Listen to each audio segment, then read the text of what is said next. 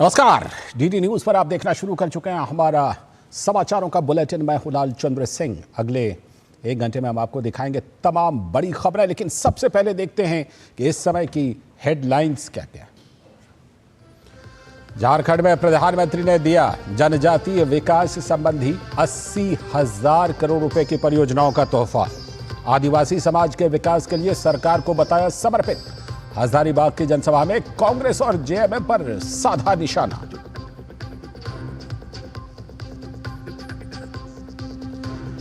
स्वच्छ भारत अभियान की 10वीं वर्षगांठ पर प्रधानमंत्री ने 9,600 करोड़ रुपए की परियोजनाओं की दी सौगात। स्वच्छ भारत को बताया इस सदी में दुनिया का सबसे बड़ा और सबसे सफल जन आंदोलन। आरजी कर रेप मर्डर मामले में नहीं थम रहा पश्चिम बंगाल के डॉक्टरों का आक्रोश। दार्जिलिंग में यूजी पीजी मेडिकल छात्रों और जूनियर डॉक्टरों ने निकाली मशाल रैली। न्याय की मांग के साथ कोलकाता में गंगा नदी के किनारे जलाए गए दिए।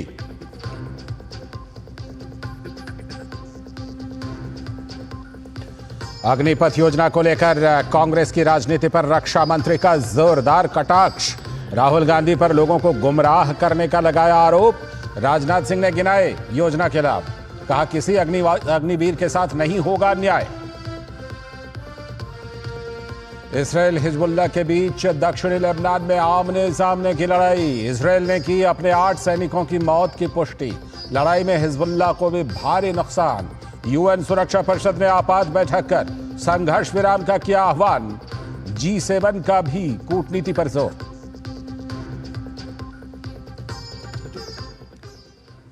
ये थी इस समय की हेडलाइंस। अब देखते हैं खबरों को विस्तार से और सबसे पहले बात करते हैं प्रधानमंत्री के झारखंड दौरे की। प्रधानमंत्री नरेंद्र मोदी ने झारखंड में हजारों करोड़ रुपए की विकास परियोजनाओं की सौगात दी। पीएम ने एक जनसभा में राज्य की जेएमएम कांग्रेस सरकार को जमकर घेरा। पीएम ने झारखंड में हो रहे डेमोग्राफी बदलाव का मुद्दा भी उठाया। साथ ही पीएम ने रोटी बेटी और माटी की रक्षा के लिए राज्य में परिवर्तन का नारा दिया। झारखंड को प्रधानमंत्री मोदी ने जहां एक तरफ हजारों करोड़ रुपए की विकास परियोजनाओं की सौगात दी, तो वहीं विपक्षी दलों पर भी जमकर हमला बोला। पीएम मोदी ने झारखंड की जेएमएम, आरजेडी और कांग्रेस गठबंधन की सरकार को निशाने पर लिया। उन्होंने कहा कि वाजपेयी जी के नेतृत्व में एनडीए सरकार ने झारखंड का गठन किया था ताकि जनजातीय समाज के सपने पूरे हो सकें, लेकिन मौजूदा राज्य सरकार आदिवासियों के सपनों की लूट में व्यस्त है। पीएम मोदी ने कहा कि अगर झारखंड की रोटी बेटी माटी को बचाना है तो परिवर्तन लाना होगा। झारखंड के हर गांव से एक दर्द दिखता था, एक आह सुनाई देती थी, एक बड़ी पीड़ा नजर आती थी। ये झारखंड की लड़ाई सत्ता पाने की लड़ाई नहीं है।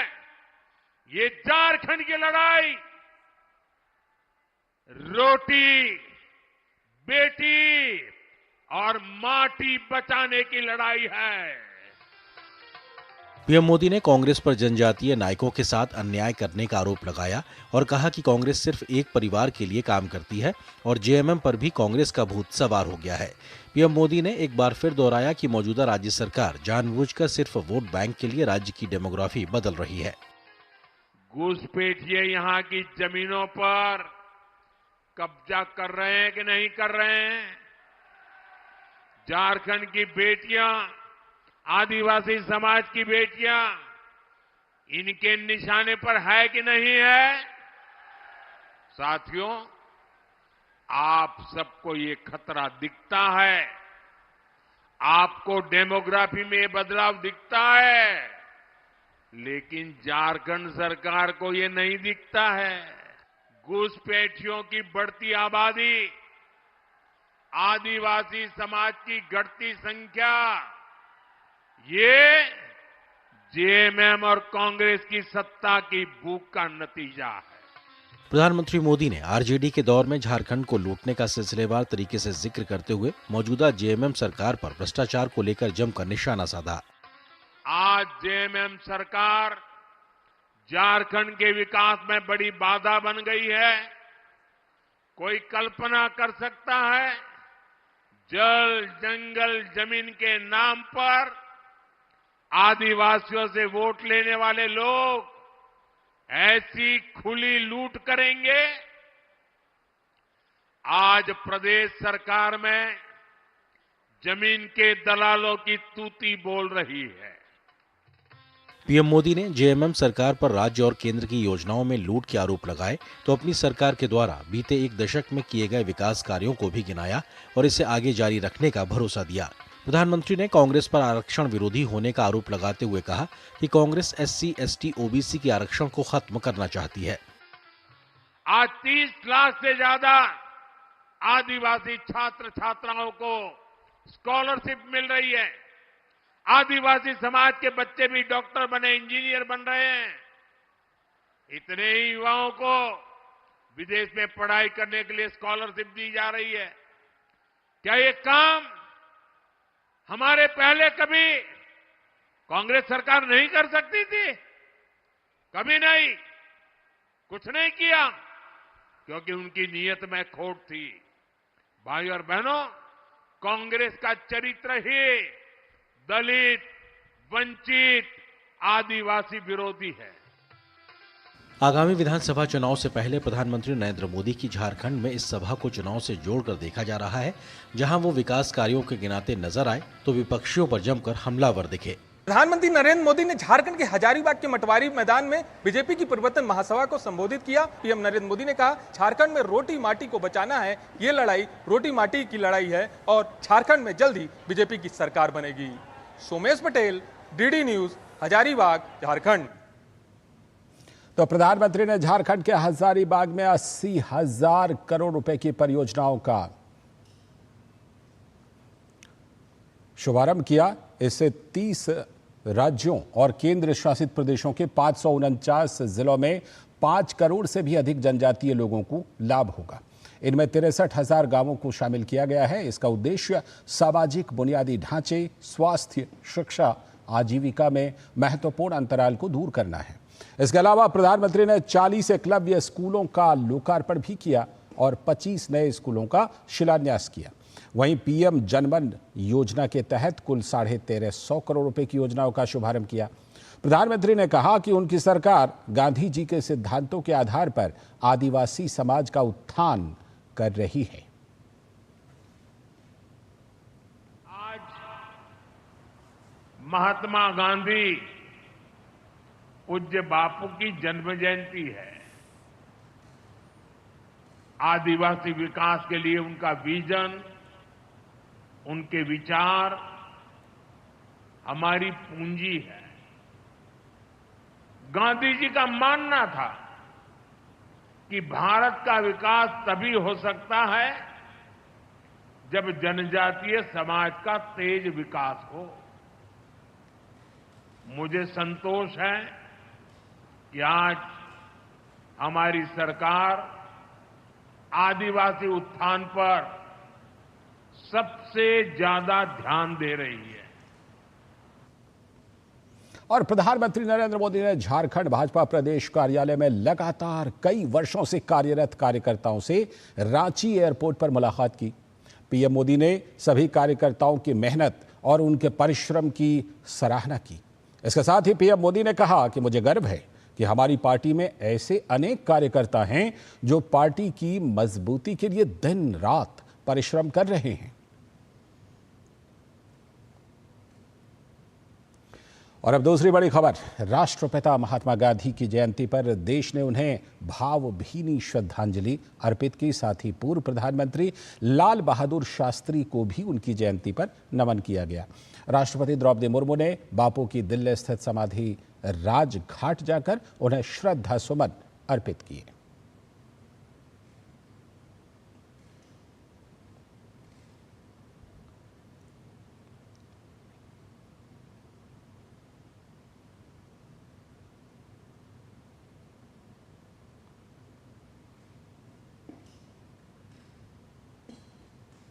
साथ ही राष्ट्रपति ने दिल्ली के विजय घाट पर पूर्व पीएम लाल बहादुर शास्त्री को पुष्पांजलि अर्पित की।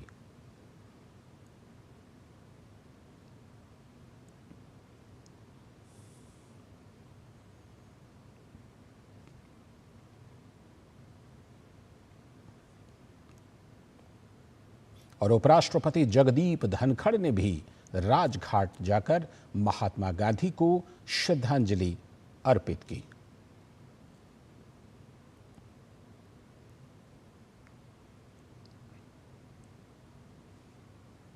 उपराष्ट्रपति ने विजय घाट जाकर पूर्व प्रधानमंत्री लाल बहादुर शास्त्री जी को श्रद्धांजलि दी।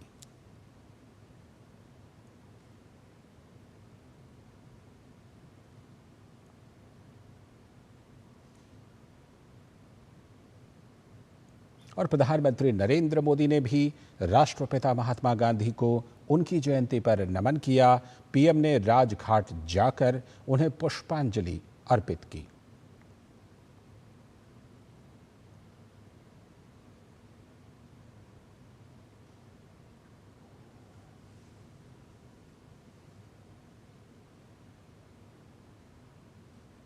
प्रधानमंत्री ने इसके साथ ही विजय घाट जाकर भी लाल बहादुर शास्त्री को श्रद्धा सुमन अर्पित किए।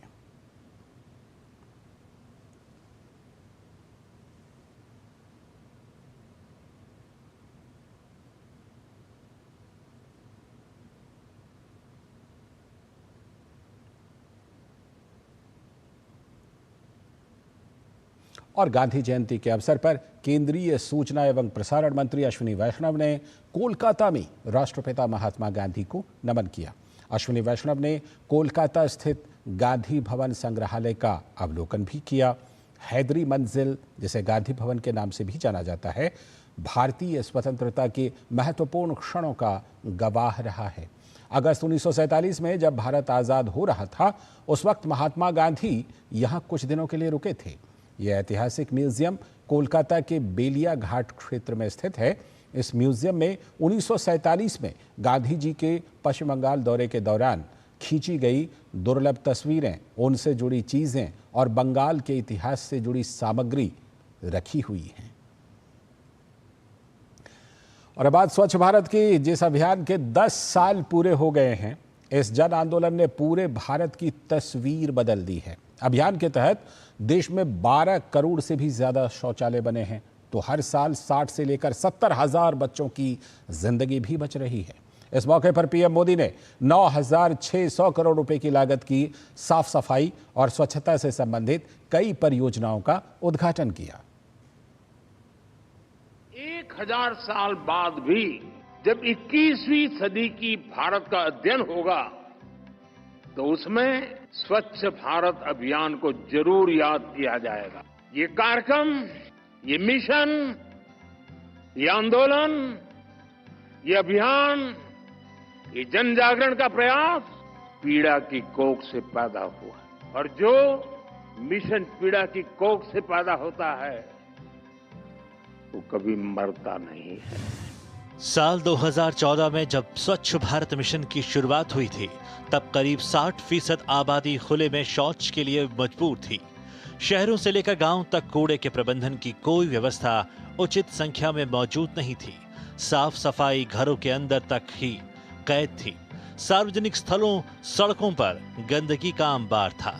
जिन लोगों ने सालों साल गांधी जी के नाम पर सत्ता के रास्ते ढूंढे, गांधी जी के नाम पर वोट बटोरे, उन्होंने गांधी जी के प्रिय विषय को भुला दिया।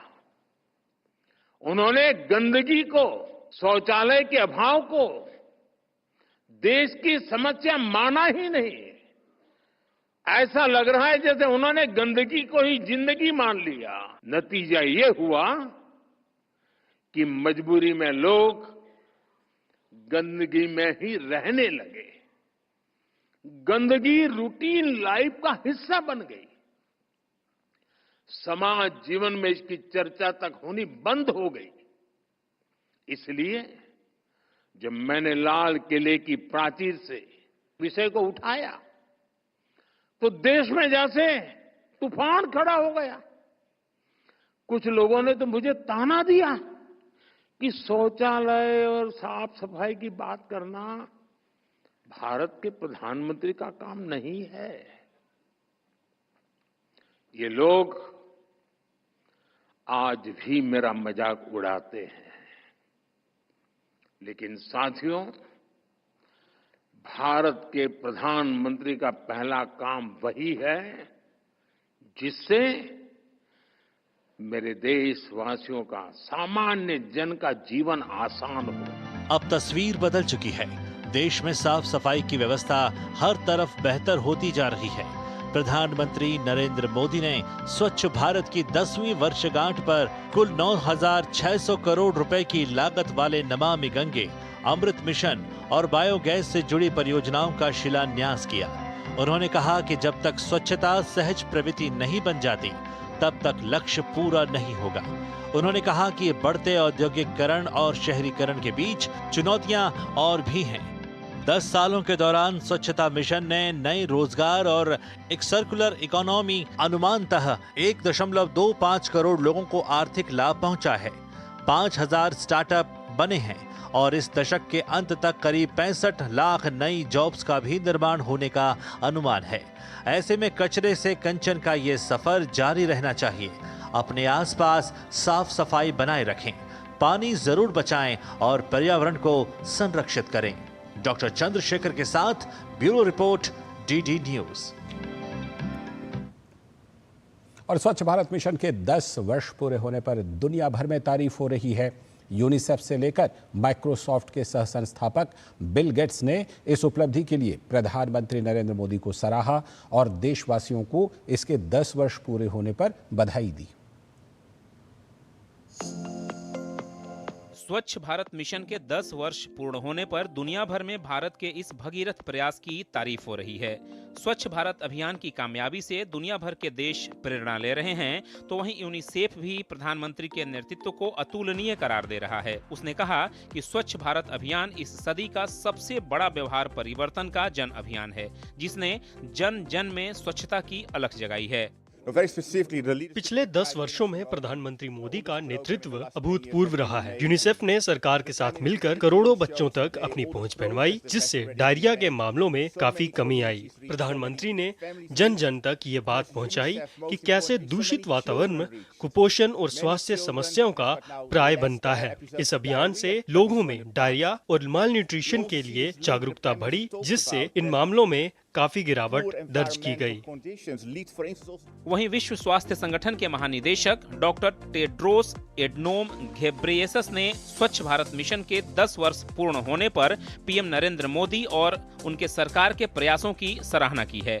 उन्होंने कहा कि भारत सरकार ने प्रधानमंत्री नरेंद्र मोदी की अगुवाई में स्वच्छ भारत मिशन के अंतर्गत स्वच्छता और स्वास्थ्य को प्राथमिकता दी है। योर एक्सेलेंसी, प्रधानमंत्री नरेंद्र मोदी के नेतृत्व में भारत सरकार ने राष्ट्रीय स्तर पर अलग अलग समुदायों को एक साथ लाकर उपयुक्त संसाधनों का उपयोग करके स्वच्छता को राष्ट्रीय स्तर पर प्राथमिकता दी। ये एक बहुत बड़ी उपलब्धि है, जिससे एक स्वच्छ राष्ट्र का निर्माण हो रहा है। माइक्रोसॉफ्ट के संस्थापक बिल गेट्स ने स्वच्छ भारत मिशन को सफल बनाने के लिए प्रधानमंत्री नरेंद्र मोदी की जमकर प्रशंसा की। बिल गेट्स ने कहा कि स्वच्छता और स्वास्थ्य के क्षेत्र में स्वच्छ भारत मिशन का प्रभाव अद्भुत रहा है। यह मिशन भारत में स्वच्छता प्रथाओं और स्वास्थ्य परिणामों पर गहरे प्रभाव को दर्शाता है। मैं भारत के लोगों को महात्मा गांधी के जन्म दिवस पर स्वच्छ भारत मिशन के 10 वर्ष पूर्ण होने की बधाई देता हूं। प्रधानमंत्री नरेंद्र मोदी के नेतृत्व में इस अभियान की शुरुआत इस लक्ष्य के साथ की गई थी कि भारत को खुले में शौच मुक्त बनाना है। इसमें भारत सरकार ने काफी प्रशंसनीय कार्य किया है। मैं इसके लिए पूरे देश को बधाई देना चाहूंगा। स्वच्छ भारत मिशन का शुभारंभ प्रधानमंत्री नरेंद्र मोदी ने 10 साल पहले किया था। तब से इस कार्यक्रम ने देश में कई बड़े मानदंड स्थापित किए हैं। स्वच्छता और स्वास्थ्य को लेकर लोगों की सोच में बड़े सकारात्मक परिवर्तन देखे जा रहे हैं और इसीलिए दुनिया भारत की सफल गाथा की ओर आकर्षित हो रही है। Bureau report, DD news. और गांधी जयंती के मौके पर पूरे देश में स्वच्छता की अलख देखने को मिली। लोकसभा अध्यक्ष से लेकर तमाम केंद्रीय मंत्रियों और मुख्यमंत्रियों ने देश के अलग अलग हिस्सों में स्वच्छता अभियान में हिस्सा लिया, तो देश को भी साफ सफाई का मंत्र दिया। राष्ट्रपिता महात्मा गांधी की जयंती पर शांति और अहिंसा के साथ साथ स्वच्छता का उनका संदेश भी गूंजता रहा। गणमान्य हस्तियों ने स्वच्छता अभियान में हिस्सा लेकर साफ सफाई के प्रति जागरूकता को बढ़ाने का प्रयास किया। लोकसभा अध्यक्ष ओम बिरला ने एक कदम स्वच्छता की ओर के तहत संसद भवन परिसर में श्रमदान किया। इस दौरान उन्होंने गांधी जयंती पर संविधान सदन में पूज्य बापू को श्रद्धा सुमन अर्पित करने आए विद्यार्थियों से मुलाकात की। लोकसभा अध्यक्ष ने स्वच्छता का संदेश दोहराया। भारत के प्रधानमंत्री माननीय नरेंद्र मोदी जी ने आज से 10 साल पहले इस जनता को स्वच्छता का संदेश दिया था। महात्मा गांधी जी के विचारों को अपनाने का संदेश दिया था और आज इस स्वच्छता का आंदोलन जन आंदोलन बन चुका है। भाजपा के राष्ट्रीय अध्यक्ष और केंद्रीय मंत्री जेपी नड्डा ने दिल्ली की लोधी कॉलोनी में स्वच्छता अभियान में हिस्सा लिया। उनके साथ दिल्ली भाजपा अध्यक्ष वीरेंद्र सचदेवा भी मौजूद रहे।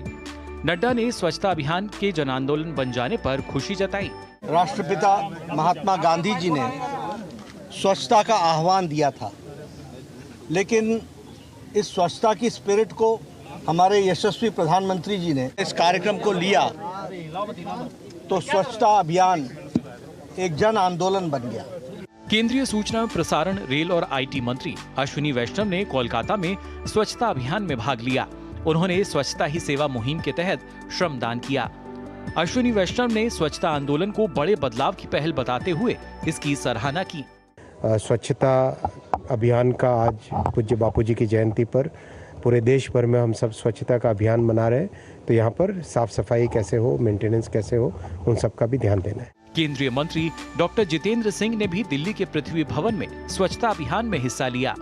उन्होंने इस अवसर पर पौधारोपण किया और स्वच्छाग्रहियों को सम्मानित किया। केंद्रीय मंत्री डॉक्टर मनसुख मांडविया ने गुजरात के पोरबंदर से स्वच्छता का संदेश दिया। उन्होंने पोरबंदर के तट को सिंगल यूज प्लास्टिक से मुक्त करने के अभियान में हिस्सा लिया। केंद्रीय मंत्री राजीव रंजन सिंह उर्फ ललन सिंह भी स्वच्छ भारत मुहिम में शामिल हुए।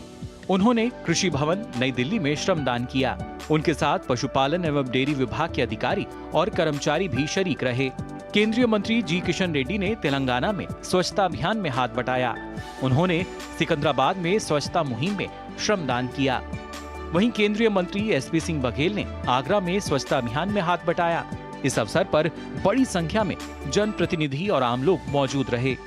केंद्रीय मंत्री चिराग पासवान ने नई दिल्ली में अपने आवास परिसर के समीप साफ सफाई कर स्वच्छता अभियान में हिस्सा लिया।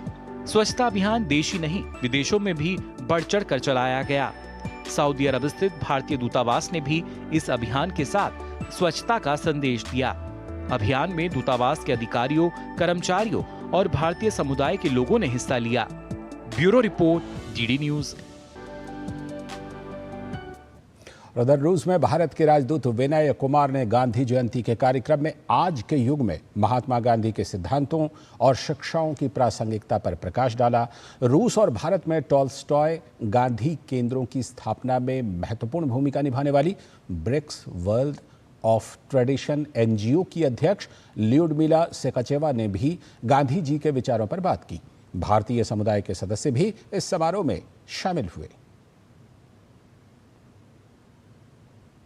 और वहीं इंडोनेशिया के जकार्ता की गांधी मेमोरियल इंटरकॉन्टिनेंटल स्कूल में गांधी जयंती कार्यक्रम का आयोजन किया गया। इंडोनेशिया में भारत के राजदूत संदीप चक्रवर्ती ने स्कूल प्रबंधन के साथ गांधी जी की प्रतिमा पर पुष्पांजलि अर्पित की। उन्होंने कार्यक्रम में द इकोलॉजिकल महात्मा विषय पर भाषण दिया।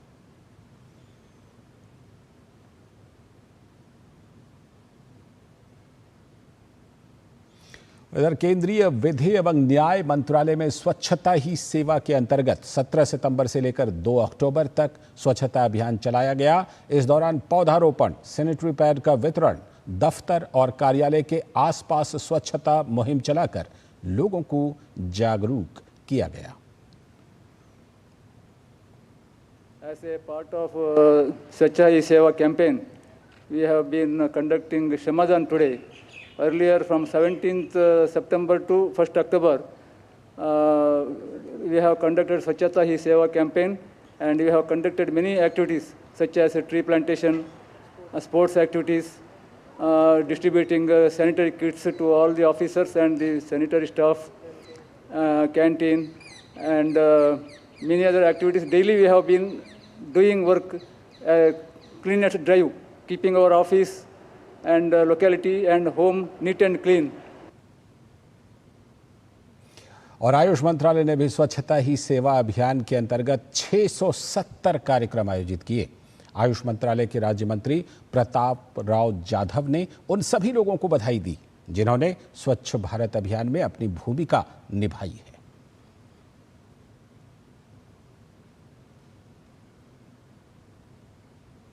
और दिल्ली के धौला कुआं स्थित श्री वेंकटेश्वर कॉलेज ने शिक्षा मंत्रालय के सहयोग से गांधी जयंती के अवसर पर स्वच्छता अभियान और एक पेड़ मां के नाम समारोह का आयोजन किया। इस अवसर पर उच्च शिक्षा मंत्रालय के सचिव श्री के संजय मूर्ति, प्राचार्य प्रोफेसर वी रवि, मंत्रालय के अन्य वरिष्ठ अधिकारी, कॉलेज के शिक्षकों और छात्रों ने मिलकर वृक्षारोपण और श्रमदान किया।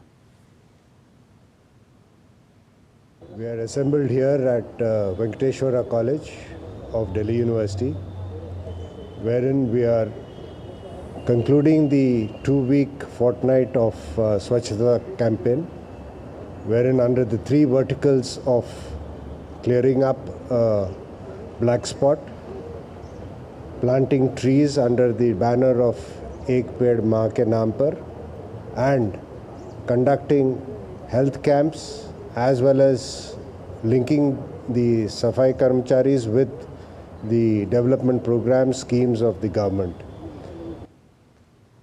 पिछले कुछ सालों से गांधी जयंती पे हम फोकस करते हैं देश में स्वच्छता के लिए, स्वच्छता की ओर। और सबको पता है स्लोगन घर के सबके घरों में चलता है, स्वच्छ तन और स्वच्छ मन। और अब जो तीसरा स्लोगन होगा, स्वच्छ परिसर।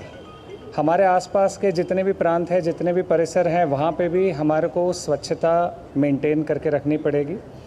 और इस काम के लिए हमारा कॉलेज जो है निरंतर पिछले कई महीनों से, इनफैक्ट हर रोज़ हर दिन हम स्वच्छता के लिए निरंतर प्रयास करते हैं।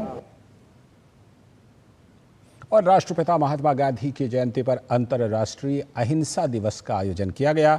नई दिल्ली के सर्विस इंस्टीट्यूशन ऑफ इंडिया में गांधी मंडेला फाउंडेशन द्वारा आयोजित कार्यक्रम में न्यायमूर्ति ज्ञान सुधा मिश्रा, राष्ट्रीय अध्यक्ष GMF श्याम जाजू, आचार्य लोकेश मुनि सहित कई देशों के राजदूत एवं उनके प्रतिनिधि भी उपस्थित रहे।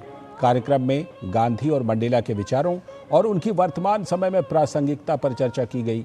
कार्यक्रम में गांधी जी के भजनों का नृत्य नाटिका के माध्यम से प्रदर्शन किया गया।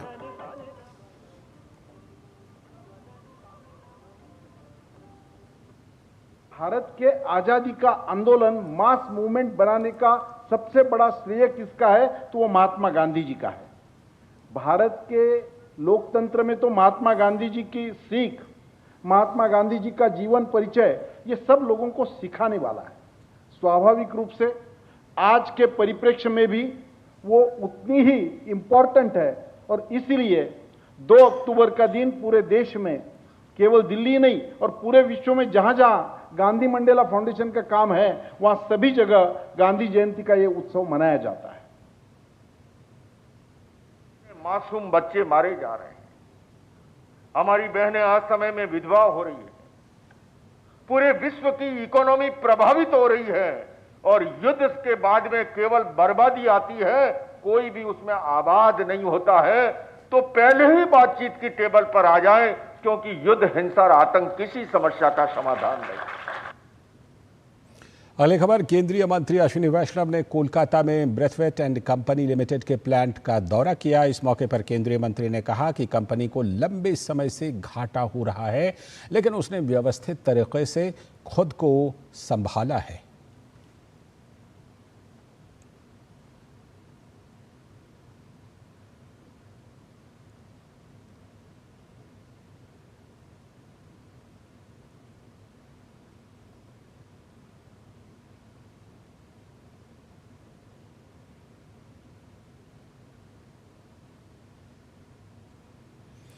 और रेल मंत्री अश्विनी वैष्णव ने कोलकाता के सियालदा रेलवे स्टेशन पर एक स्टेशन एक उत्पाद स्टॉल से स्वदेशी उत्पाद की खरीद की। साथ ही इसका भुगतान डिजिटल पेमेंट सिस्टम के माध्यम से किया।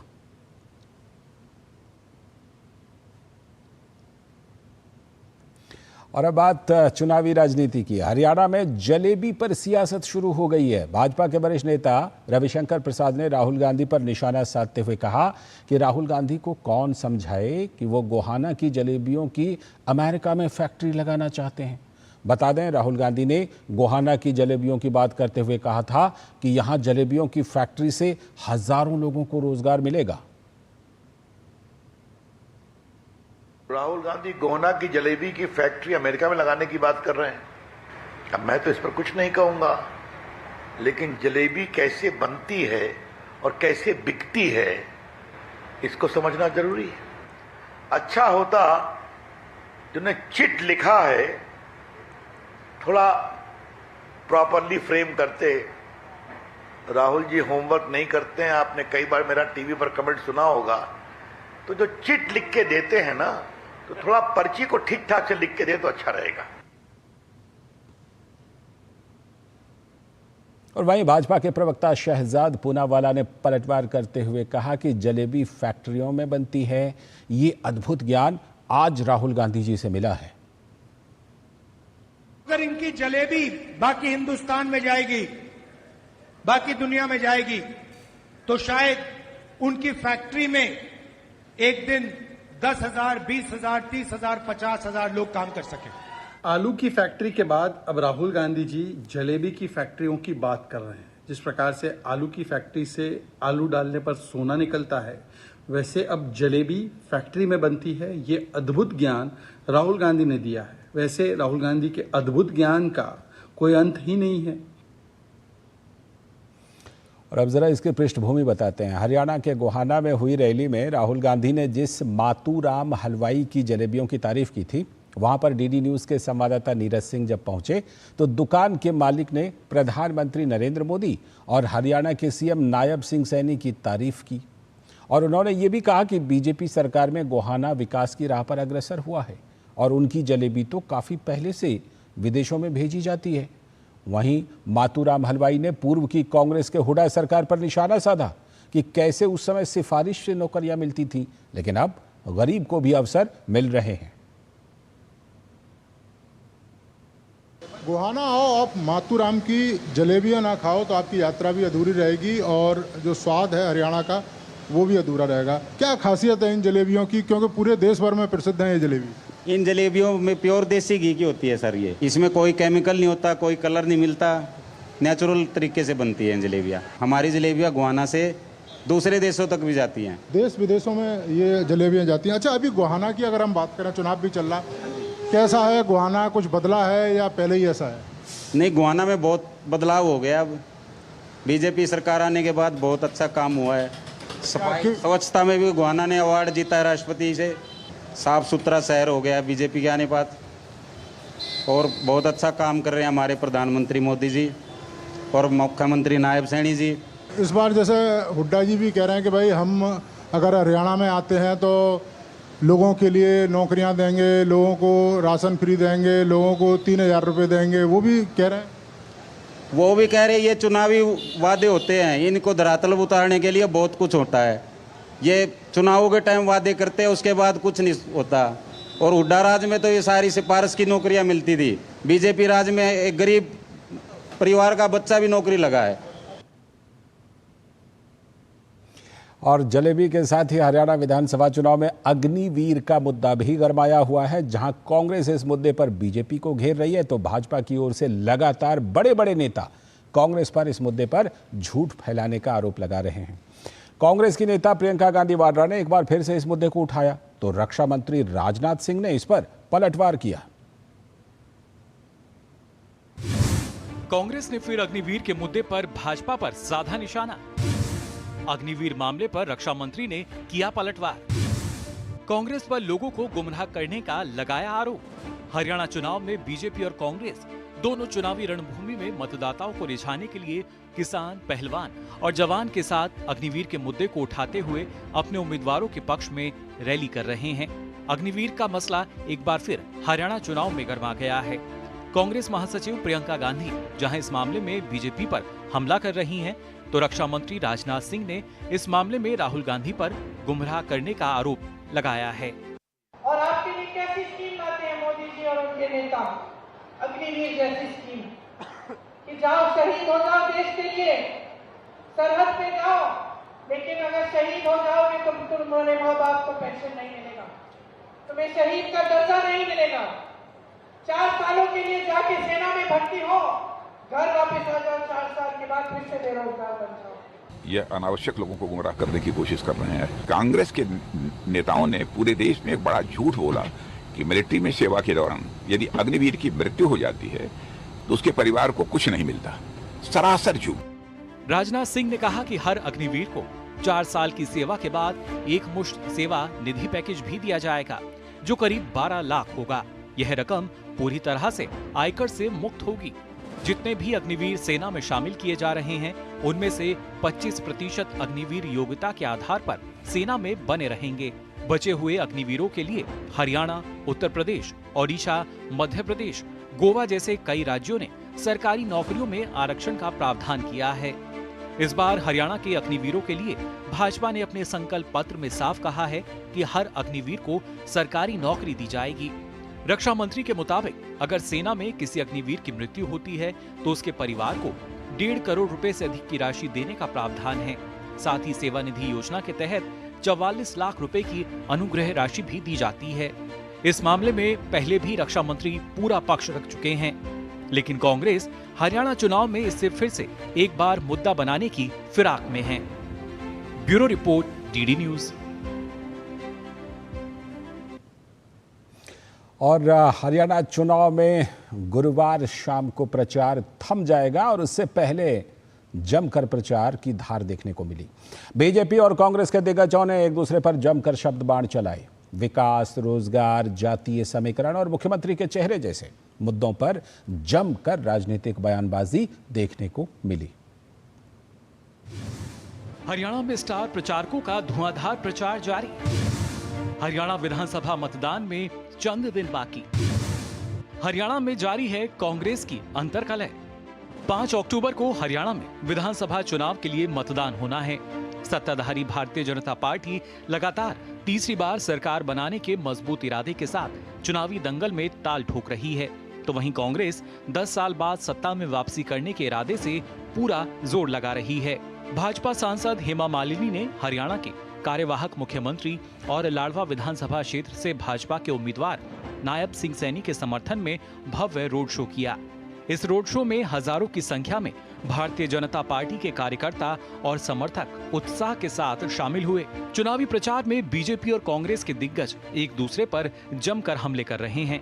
जो काम पहले बुढ़ा साहब के जमाने में हुआ, लोग अभी भी याद करते हैं। हम जो कहते हैं वो करते हैं, और ये लोग वायदा जो करते हैं वो कभी नहीं करते, झूठे बोलते बोलते बोलते। कांग्रेस की सरकारों ने, ऐसे पहले और भी जो सरकारें रही हैं, उन्होंने इस इलाके को पिछड़ा बना के रखा।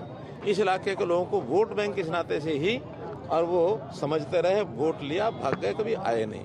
भारतीय जनता पार्टी की पहली बात तो यह है कि क्लियर कट सरकार बनेगी और रिकॉर्ड कायम होगा, क्योंकि कोई एक पार्टी पहली बार यानी तीसरी बार 3 टर्म की सरकार होगी। मल्लिकार्जुन जी जो इनकी पार्टी के अध्यक्ष हैं, जिनकी तबीयत खराब रही है, तो उनको रेस्ट करना चाहिए थोड़ा सा, पर किस किस्म का लो लेवल पॉलिटिकल डिस्कोर्स ले आते हैं। अपनी जीत के लिए भले ही कांग्रेस के बड़े नेता दमखम लगा रहे हों, लेकिन इनकी जीत की राह में खुद कांग्रेस नेता ही रोड़ा बनते हुए नजर आ रहे हैं। जहां कांग्रेस से बगावत कर चुनाव मैदान में उतरे नेताओं की लंबी लिस्ट है, तो वहीं दूसरी तरफ मुख्यमंत्री पद के दावेदारों की सूची लंबी है। राहुल गांधी भले ही पूर्व सीएम भूपेंद्र हुड्डा और सांसद कुमारी शैलजा के बीच मनमुटाव खत्म करने की कोशिश कर रहे हैं, लेकिन हालात सुलझे हुए नहीं दिख रहे। बीजेपी कांग्रेस की अंतर्कलह पर लगातार हमले कर रही है। राहुल गांधी ने कुमारी शैलजा और हुड्डा जी के हाथ से हाथ तो मिला लिया, पर हाथ मिलने पर दिल नहीं मिलते, और इसीलिए जिस प्रकार से कभी शैलजा जी हुड्डा जी पर हमला करती हैं, उनके लोग हुड्डा जी पर हमला करते हैं, हुड्डा जी शैलजा जी पर, और जातिगत टिप्पणी, दलित विरोधी टिप्पणी उनके समर्थक करते हैं। जिस प्रकार से सुरजेवाला जी भी हुड्डा जी के खिलाफ लग पड़े हैं तो कांग्रेस ही कांग्रेस की दुश्मन बनी पड़ी है। बीजेपी का कहना है कि कांग्रेस राज्य में अति आत्मविश्वास का शिकार है। खुद पीएम मोदी कह चुके हैं कि हरियाणा में कांग्रेस का हाल मध्य प्रदेश जैसा होगा और वो सत्ता में आने का सपना पूरा नहीं कर पाएगी। बीजेपी का कहना है कि राहुल गांधी हरियाणा को लेकर इतने भरोसे में थे कि चुनाव के समय हरियाणा छोड़ अमेरिका दौरे पर चले गए, लेकिन वहां का नैरेटिव चुनाव में उल्टा पड़ गया। बीजेपी के मुताबिक राहुल गांधी रोजगार के मुद्दे पर युवाओं को बरगलाने में लगे हैं, लेकिन राज्य के युवा उनके झांसे में नहीं आ रहे। कुल मिलाकर बीजेपी और कांग्रेस आरोप प्रत्यारोप में लगे हैं, लेकिन जनता क्या फैसला करती है ये 8 तारीख को ही तय होगा। आकांक्षा सक्सेना के साथ ब्यूरो रिपोर्ट, डीडी न्यूज। तो ये तो बात हुई हरियाणा की चुनावी राजनीति की। अब जरा बिहार की राजनीति की बात कर लेते हैं, जहां प्रशांत किशोर की जन सुराज पार्टी की एंट्री हो चुकी है। बुधवार को पटना के वेटनरी ग्राउंड में प्रशांत किशोर ने जन सुराज को आधिकारिक तौर पर लॉन्च कर दिया। एससी समुदाय से आने वाले मनोज भारती को जन सुराज का पहला कार्यवाहक अध्यक्ष बनाया गया है। 4 देशों में राजदूत रह चुके मनोज भारती मधुबनी के हैं। पूर्व आईएफएस ऑफिसर मनोज भारती का कार्यकाल मार्च तक रहेगा। इसके बाद अध्यक्ष चुनने को लेकर फिर से चुनाव होगा। खबर पश्चिम बंगाल से, जहां प्रशिक्षु महिला डॉक्टर की दुष्कर्म के बाद हत्या के मामले को करीब 2 महीने बीत चुके हैं और देश भर में अभी भी इस मामले को लेकर नाराजगी है। डॉक्टर लगातार विरोध प्रदर्शन कर रहे हैं और इसी क्रम में जूनियर डॉक्टरों ने एक बार फिर से प्रदर्शन किया। जूनियर डॉक्टरों की मांग है कि सरकार उनकी सुरक्षा सुनिश्चित करे, जिससे वो निर्बाध रूप से अपनी ड्यूटी पर कार्य कर सकें। इसके साथ ही उन्होंने महिला डॉक्टर की दुष्कर्म के बाद हत्या के मामले में जल्द से जल्द न्याय की भी मांग की। उनका कहना है कि अगर ममता बनर्जी सरकार की ओर से कोई कार्रवाई नहीं होती है तो वो फिर से अपनी हड़ताल शुरू कर देंगे।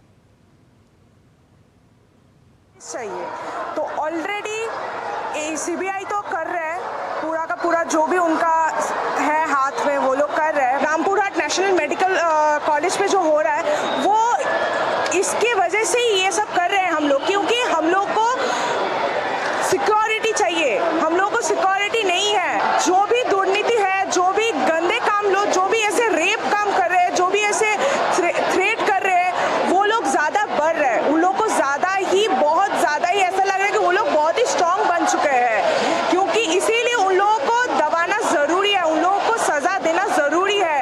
54 दिन हो गया है, कोई हम लोगों को अभी तक जस्टिस नहीं मिला है। जो स्ट्राइक किए थे पहले वो पार्शियल स्ट्राइक था, वो लोग पार्शियल स्ट्राइक चला रहे थे, लेकिन अभी तक 54 डेज तक अभी तक जो जस्टिस नहीं मिला है। ये लोग कल से फिर से फुल्ली स्ट्राइक पे चला गया है। खबर राजधानी दिल्ली से, जहां दिल्ली पुलिस के हाथ एक बड़ी कामयाबी लगी है। स्पेशल सेल ने ड्रग तस्करों से अब तक की कोकीन की सबसे बड़ी खेप बरामद की है। लगभग 560 किलो कोकीन पुलिस ने पकड़ी है, जिसकी अंतर्राष्ट्रीय बाजार में कीमत करीब 2000 करोड़ रुपए आंकी गई है। स्पेशल सेल ने महरौली से इस गैंग के 4 लोगों को गिरफ्तार किया। उनसे पूछताछ कर ये जानने की कोशिश की जा रही है कि ये ड्रग्स कहां-कहां सप्लाई होनी थी और कौन सा गिरोह इसमें शामिल है। तो डीडी न्यूज़ के संवाददाता मुकेश शुक्ला ने स्पेशल सेल के एडिशनल सीपी प्रमोद कुशवाहा से ये खास बातचीत की है। स्पेशल सेल ने दिल्ली में एक बड़े तस्कर गिरोह का जो है ड्रग्स पेडलर्स का पर्दाफाश किया है। स्पेशल सेल ने इसमें कामयाबी हासिल की है। प्रमोद कुशवाहा जी हमारे पास सीनियर आईपीएस ऑफिसर हैं, जिन्होंने इस पूरी टीम को लीड किया। क्या कुछ जानकारी है, कहाँ ये ड्रग्स मुहैया कराई जा रही थी? ड्रग्स पेडलर का ये जो पूरा गैंग था, इंटरनेशनल गैंग कह रहे हैं इसको, कितनी क्वान्टिटी थी और क्या इसका इंटरनेशनल मार्केट में रेट था? हमारी एक टीम ट्रांसिम अरेंज की इसको। आज से करीबन 2-3 महीने पहले एक सेंट्रल इंटेलिजेंस एजेंसी से इंफॉर्मेशन मिली थी एक ड्रग सिंडिकेट के बारे में, एक प्रिलिमिनरी इंफॉर्मेशन जिसको उन्होंने डेवलप किया over a period of 3 months. और उस इंफॉर्मेशन के बेसिस पे कल शाम को, रात को महिपालपुर एक्सटेंशन दिल्ली में एक गोडाउन पे रेड की गई और उस रेड में 562 केजी कोकीन और 40 केजी थाई मैरिजुआना, जो हाइड्रोपोनिक मैरिजुआना होती है, वो रिकवर की गई। ये कोकीन जो है, इसका वैसे तो कोई फिक्स रेट नहीं है, लेकिन ये ग्राम्स में बिकती है, बड़ी कॉस्टली ड्रग है और इंटरनेशनल मार्केट में रफली 10 करोड़ पर किलोग्राम के हिसाब से बेची जाती है। मैरिजुआना भी इसका रेट इंटरनेशनल मार्केट में 40 to 50 lakhs पर केजी होता है। ये थाई मैरिजुआना का, नॉर्मल मैरिजुआना तो सस्ती मिलती है। इसमें 4 लोग गिरफ्तार किए गए हैं। एक इंटरनेशनल सिंडिकेट है जिसका अभी तक का जो आइडेंटिफाइड हेड या कोऑर्डिनेटर है वो किसी मिडिल ईस्ट कंट्री में है। इंडिया में इसका रिसीवर और डिस्ट्रीब्यूटर जो मेन आदमी था वो था तुषार गोयल, जो वसंत विहार दिल्ली का रहने वाला है। इसके साथ इसके 2 एसोसिएट हिमांशु और औरंगजेब थे, और चौथा आदमी भरत जैन जो कि कुर्ला वेस्ट मुंबई का रहने वाला है। ये मुंबई से आया था 15 kgs 15 किलो कोकीन की रिसीविंग के लिए इसको लेके जाना था। तो जब ये अपने गोडाउन से निकल रहे थे तो इसको ड्रग्स की डिलीवरी देने महिपालपुर में उस वक्त इनको गिरफ्तार किया गया। इनके पोजेशन से भी ड्रग्स मिली हैं और प्लस उस गोडाउन में जो छापा मारा तो उसमें 3rd फ्लोर से ये रिकवरी हुई है। अभी क्राइम ब्रांच ने कुछ दिन पहले ही 4 करोड़ से ऊपर की ड्रग्स उन्होंने भी यहाँ सीज़ करी थी। तो लगातार ये जो ड्रग्स के माफिया हैं जो कोकीन बेच रहे हैं, कहीं ना कहीं एकदम स्ट्रॉन्ग मैसेज है कि दिल्ली जैसे शहर में बिल्कुल बर्दाश्त नहीं किया जाएगा। देखिए, केंद्रीय गृह मंत्रालय का जो दिल्ली पुलिस को एक निर्देश है उसमें एक महत्वपूर्ण निर्देश ये है कि ड्रग माफियाओं के खिलाफ, बड़े ड्रग माफियाओं के खिलाफ कड़ी कार्रवाई की जाए। ये उसी दिशा में एक प्रयास है, और क्राइम ब्रांच हो, स्पेशल सेल हो या इवन लोकल पुलिस दिल्ली की जो है वो इस पर सतत कार्य करती हैं, और इसी श्रृंखला के तहत भी ये कार्रवाई की गई है। तो साफ निर्देश है, साफ साइन है कि किसी भी ऐसी गलत गतिविधि को बर्दाश्त नहीं किया जाएगा। कैमरामैन गौरव गिरी के साथ में मुकेश शुक्ला, डीडी न्यूज़ दिल्ली। अगली खबर, बंगाली समुदाय में बुधवार को महालया मनाया गया। इसका काफ़ी महत्व है। इस दिन मूर्तिकार माँ दुर्गा की मूर्ति की आंखें बनाते हैं और उनमें रंग भरने का काम करते हैं। महालया रेडियो पर प्रसारित होने वाला वीरेंद्र कृष्णा भद्रा का शो महिषासुर मर्दिनी के बिना अधूरा माना जाता है। उनके द्वारा जाप किए गए चंडी पाठ में न जाने कितनी पीढ़ियों को माँ की भक्ति से बांधता रहा है। मंदिर में हो रही है ध्यान बोधिका। बंगाल का दुर्गा पूजा दुनिया भर में मशहूर है। यहाँ दूसरे राज्यों व देशों से लोग दुर्गा पूजा मनाने आते हैं, लेकिन एक और ऐसा पर्व है जिसे बंगाली समुदाय में काफी महत्ता के साथ मनाया जाता है, और वह है महालया। इस दिन मूर्तिकार माँ दुर्गा की मूर्ति की आंखें बनाते हैं और उनमें रंग भरने का काम करते हैं। इस काम से पहले वे विशेष पूजा भी करते हैं, और इसके बाद ही माँ दुर्गा की मूर्तियों को अंतिम रूप दे दिया जाता है, और वह पंडालों की शोभा बढ़ाती हैं। इन सभी के अलावा एक ऐसी चीज भी है जिसके बिना महालया अधूरा है, और वह है रेडियो पर प्रसारित होने वाला वीरेंद्र कृष्णा भद्रा का शो महिषासुर मर्दिनी। वीरेंद्र कृष्णा भद्रा एक प्रमुख बंगाली नाटककार थे। उनके द्वारा जाप किए गए चंडी पाठ ने न जाने कितनी पीढ़ियों को 4 बजे सुबह सुबह बिना किसी झुंझलाहट के जगाया है। यह शो सबसे पहले सन 1931 में लाइव परफॉर्मेंस से शुरू किया गया था। उसके बाद सन 1966 से यह ऑल इंडिया रेडियो पर हर साल महालया के दिन प्रसारित होने लगा। महालया पृथ्वी पर देवी दुर्गा की यात्रा की शुरुआत है। पिछले 8 दशकों में अभी तक इतना परिचित चंडी पाठ का एक बेहतर संस्करण होना बाकी है। हजारों घरों में रेडियो शो सुना गया, जो बंगाली परिवारों में कई वर्षों से एक आदर्श रहा है। महालया में कई लोग अपने पूर्वजों की विशेष पूजा करते हैं, उनकी आत्माओं की शांति के लिए कामना करते हैं। महिषासुर मर्दिनी श्री श्री चंडी पाठ साथ में देवी दुर्गा की कहानी के साथ साथ राक्षस राजा महिषासुर की हत्या और माँ दुर्गा के लिए सुंदर भक्ति गीत का एक मिश्रण है। महालया के दिन 4 बजे इस कार्यक्रम को सुने बिना बंगाली दुर्गा पूजा की कल्पना नहीं कर सकते। आकाशवाणी के जरिए इसे देश के कोने कोने में सुना जा रहा है। तमाम सोशल मीडिया साइट्स पर आकाशवाणी का ये महालया काफी लोकप्रिय है। न केवल यूट्यूब बल्कि इंस्टाग्राम पर लोग न केवल इसे देखते हैं बल्कि शेयर भी करते हैं। Bureau report, DD news.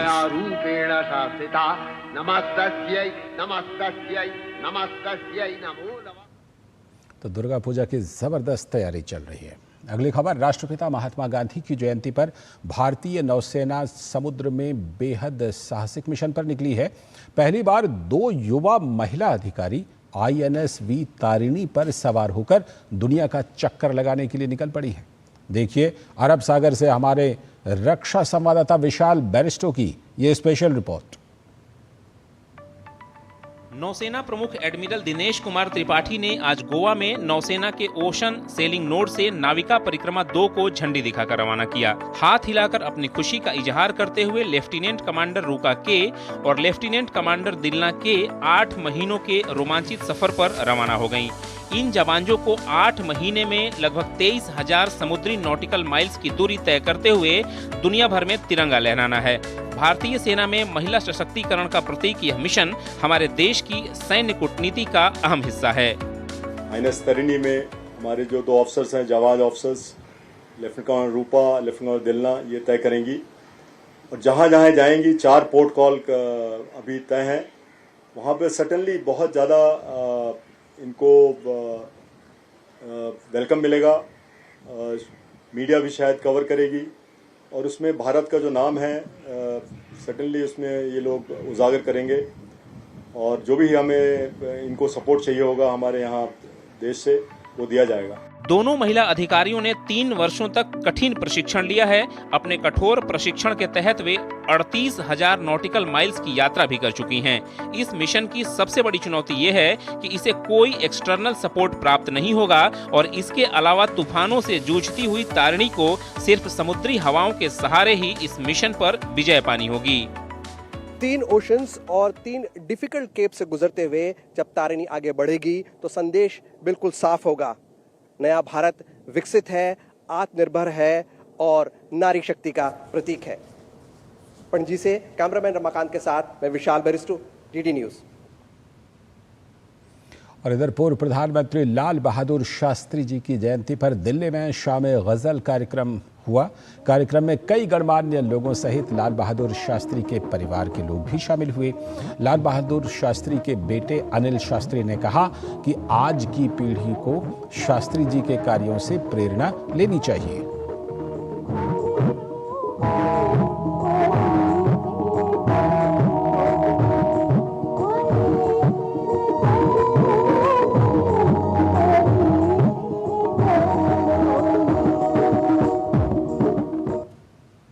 ऐसा उनका व्यक्तित्व रहा जो आज की पीढ़ी के लिए बहुत बड़ा एक उदाहरण है और एक तरह से वो आज की पीढ़ी को उन लाल बहादुर शास्त्री जी उनको प्रेरित करते हैं।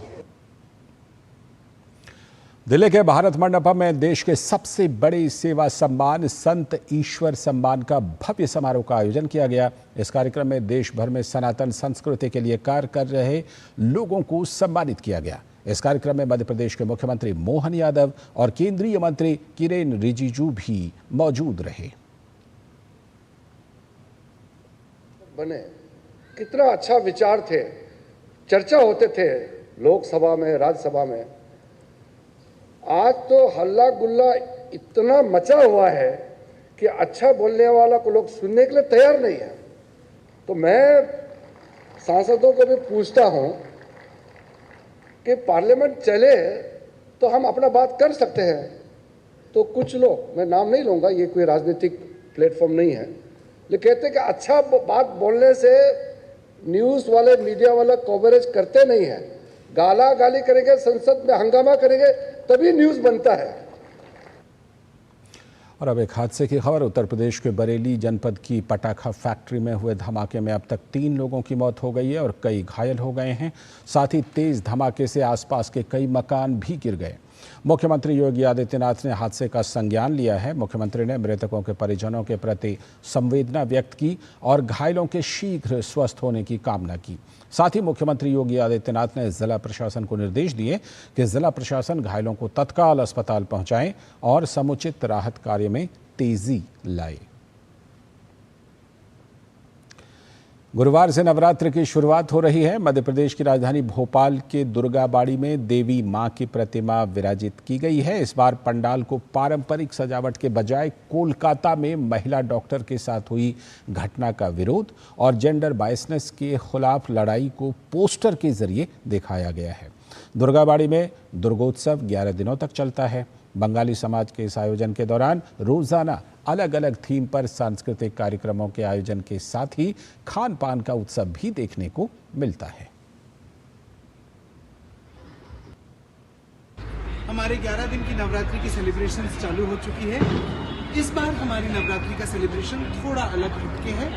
हम इस बार डेकोरेशन और जो टिपिकल साज सजावट होती है, हम उससे हटके हम एक मैसेज पे इस बार नवरात्रि कर रहे हैं।